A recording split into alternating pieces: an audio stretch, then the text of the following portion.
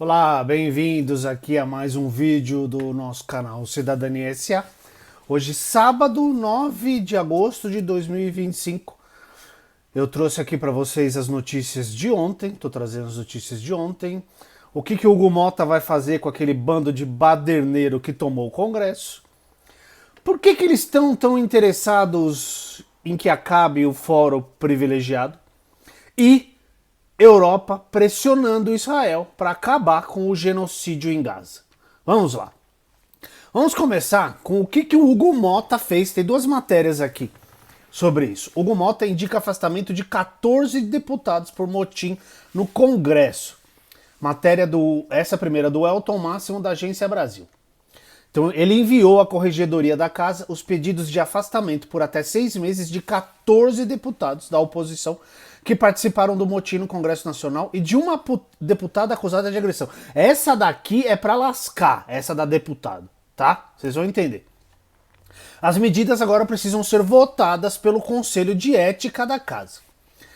Os oposicionistas são, em maioria, adivinhem de que partido? Sim, Partido dos Larápios. Legenda do ex-presidente Jair Bolsonaro, o presidiário, e do Novo, e participaram da ocupação da mesa da Câmara. Já a deputada do PT é acusada de agredir o deputado Nicolas Ferreira, do PL de Minas Gerais. Vamos aos nomes aqui. O Sóstenes Cavalcante, do PL do Rio, o Nicolas Ferreira, do PL de Minas, o Zuco, do PL do Rio Grande do Sul, Marcos Polon, do PL do Mato Grosso do Sul, Zé Trovão, esse aqui, do PL de Santa Catarina. Esse aqui ficou na frente da porta, botou a perna, não deixou as pessoas entrarem no Congresso, tá?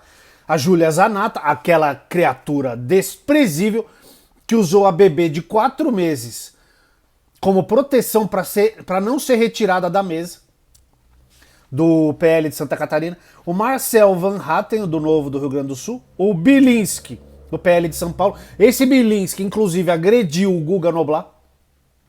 O Alan Garcês, do PL de Tocantins. Caroline Detone, essa daqui também não vale uma pipoca, PL de Santa Catarina.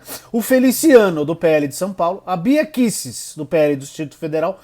O Domingos Sávio, do PL de Minas. E o Carlos Jordi, do PL do Rio de Janeiro. Tá? Esses são todos os que tomaram a mesa. E a deputada do PT é a Camila, que foi aquela que o Nicolas acusou de ter derrubado. Porque se você viu o vídeo, quando o Hugo Mota vai levantar, ele empurra a cadeira para trás, bate no Nicolas, ele se estatela no chão e ele está acusando a deputada de derrubá-lo. É de lascar, né?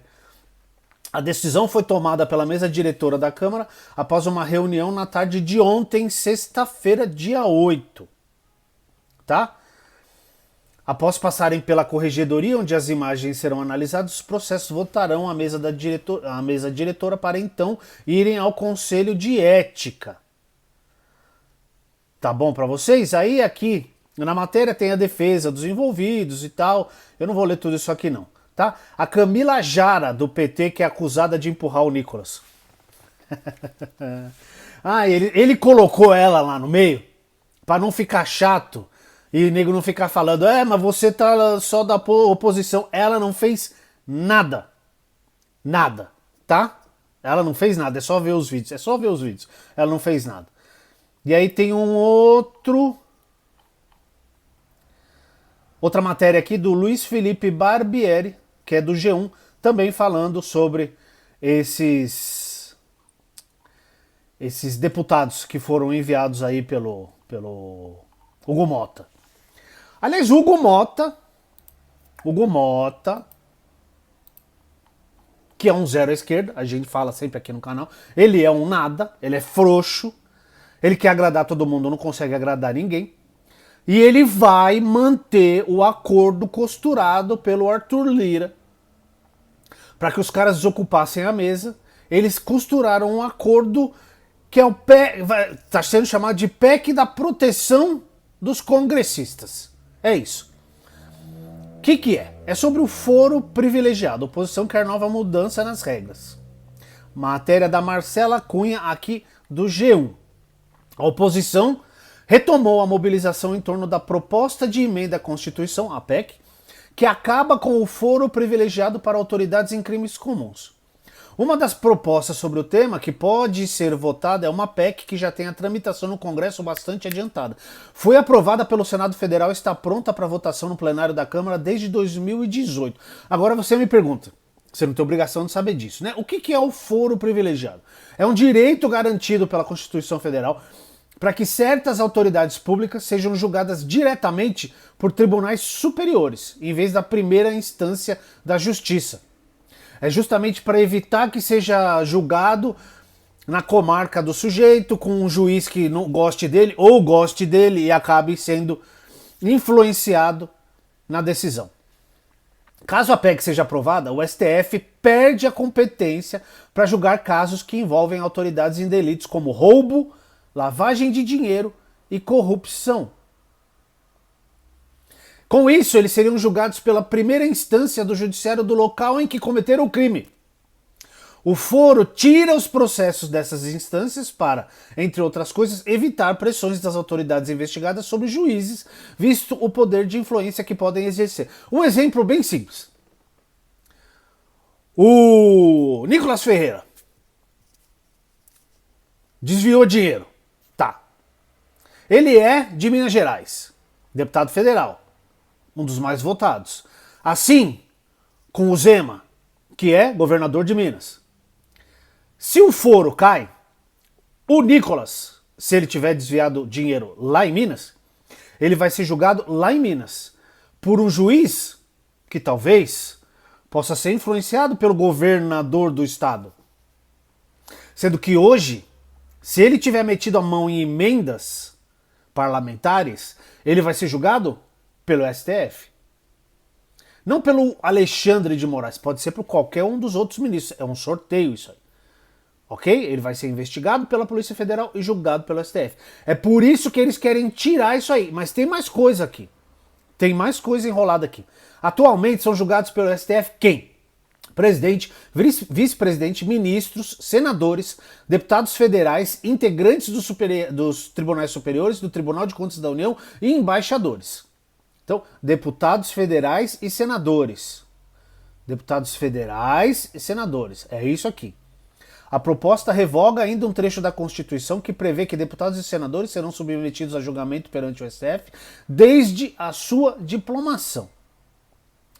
Parlamentares aliados ao ex-presidente Jair Bolsonaro ocuparam as mesas tal, e você sabe, pediam um fim do foro privilegiado. O objetivo seria tirar do Supremo processos contra o Bolsonaro. No entanto, o ex-presidente não seria imediatamente beneficiado pela medida. Vou trazer sobre isso mais daqui a pouco. Além disso, também, na noite de quarta-feira, dia 6, líderes da oposição se reuniram com quem? Com o ex-presidente da Câmara, o Arthur Lira, do PP de Alagoas, para costurar um acordo que fizesse os parlamentares desocuparem o plenário. Segundo pessoas que participaram da reunião, além do fim do foro privilegiado, o acordo inclui a votação de uma PEC para definir que, prestem atenção nisso aqui, ações penais contra parlamentares só possam ser abertas com aval do Congresso. Prisão em flagrante de parlamentar só possa ocorrer em casos de crimes inafiançáveis listados na Constituição. Medidas judiciais contra parlamentares só possam ser cumpridas dentro do Congresso com o aval do Legislativo e a mudança no foro privilegiado. Vocês entenderam o que eu estou falando? As ações penais só podem ser abertas com aval do Congresso. Então vai ter que passar por uma votação no Congresso para abrir uma ação penal contra parlamentares. Prisão em flagrante de um parlamentar só em casos de crimes inafiançáveis listados na Constituição. Medidas judiciais contra parlamentares só possam ser cumpridas dentro do Congresso com o aval do Legislativo e a mudança no foro privilegiado. Vocês entenderam? Tem mais de 80 parlamentares sendo investigados por questão com as emendas parlamentares. O orçamento secreto, uma roubalheira desgraçada. É por isso que eles querem tirar o foro privilegiado, para tirar do STF esse julgamento e levar lá para os juízes parça deles, das comarcas do estado deles. Entenderam? É isso que está em jogo. Porque a maioria das pessoas pensa, tira o foro privilegiado, então tira a mamata, tira, sei lá, o benefício dos caras. Não, não, não é isso. Vai tirar a possibilidade do STF, que é a instância suprema do judiciário brasileiro, de julgar imparcialmente esses parlamentares. É isso que está em jogo, tá? Segundo o blog da Sadi, aliados do presidente da Câmara, do Hugo Mota, do Republicanos da Paraíba, confirmaram que ele vai se comprometer com o acordo feito por Lira. Tá? No entanto, vamos falar do julgamento do presidiário, o Bolsonaro. No entanto, apesar dos esforços, Bolsonaro não seria beneficiado imediatamente pela medida. A proposta estabelece que os processos já instaurados no STF permaneceriam lá, uma vez que a PEC não tem efeito retroativo. Sem uma modificação específica no texto, o foro permanece para casos já em curso, como os que envolvem o Bolsonaro. Para que ele fosse beneficiado, seria necessária uma nova articulação para promover a retroatividade da norma, algo que enfrenta resistência legal e política e demandaria uma nova rodada de tramitação. Tá bom? A matéria toda está aqui no link. Vamos para a última, falar do massacre em Gaza, que não é guerra, vamos parar de chamar de guerra, né? Prisão europeia cresce, aliados históricos cortam apoio militar a Israel, matéria da Jéssica Petrovna, da CNN de hoje, tá? O primeiro-ministro da Alemanha, o Merz, anunciou ontem, sexta-feira 8, que o país vai vetar exportações de equipamentos militares que possam ser usados na faixa de Gaza. A Alemanha responde por 33% das armas fornecidas para Israel, segundo o levantamento mais recente do CIPRI, que é uma sigla em inglês para Instituto Internacional de Pesquisa para a Paz de Estocolmo. O país fica atrás apenas de quem? Dos Estados Unidos, com 66%. Merz suspendeu as exportações de armas até segunda ordem em resposta ao plano israelense de assumir o controle total da faixa de Gaza. Eu trouxe notícia sobre esse plano aqui, que o Netanyahu falou, vamos invadir mesmo, e Israel, os políticos lá, concordaram com isso na quinta-feira.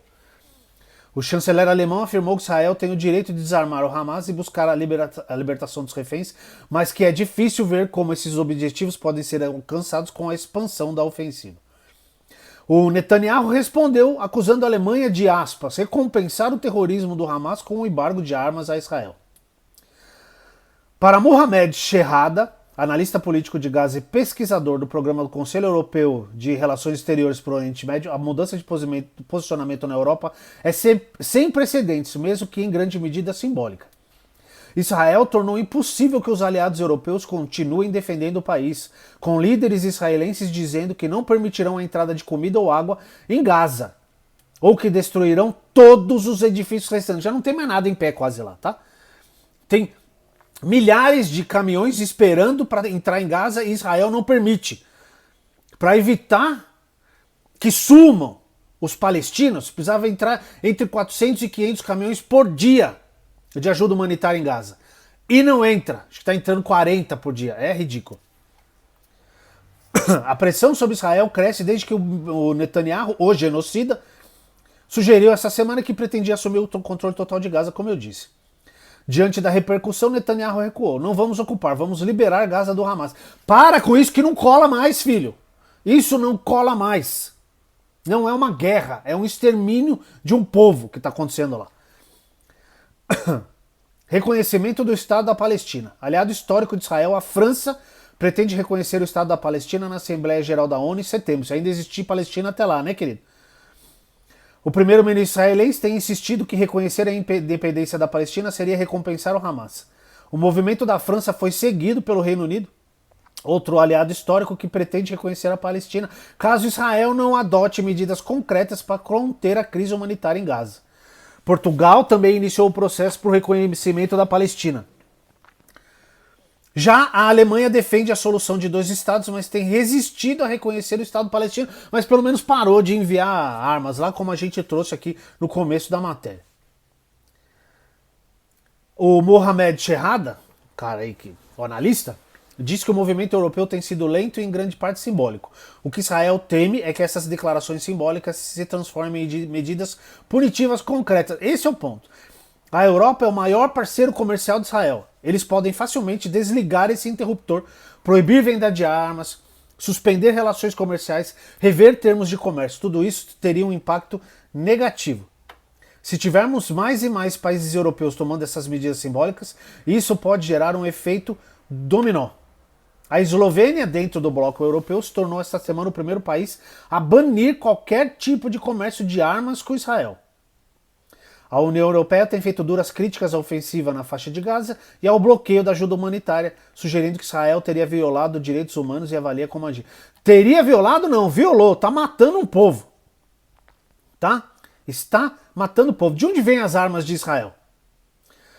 São transferidas pelos Estados Unidos 66%, Alemanha 33% e Itália 1%. Tá? Tá tudo aqui na matéria, na descrição do vídeo. Tá bom? Então esse foi o vídeo de hoje, trazendo o Hugo Mota, o frouxo, o zero à esquerda, aquele que não faz nada, tá? Prestem atenção nessa questão do foro privilegiado e na faixa de Gaza. A gente precisa gritar por causa do que está acontecendo, do genocídio, do extermínio de uma população e ninguém faz nada porque Israel é bancado pelos Estados Unidos, a maior potência bélica do nosso planeta, tá bom? É isso aí, um abraço, bom fim de semana para todo mundo. Vão na Flipay, hein? Vão lá prestigiar a Flipay lá no Galpão Elza Soares, ali no Campos Elíseos, tá bom? Um abraço e até o próximo vídeo.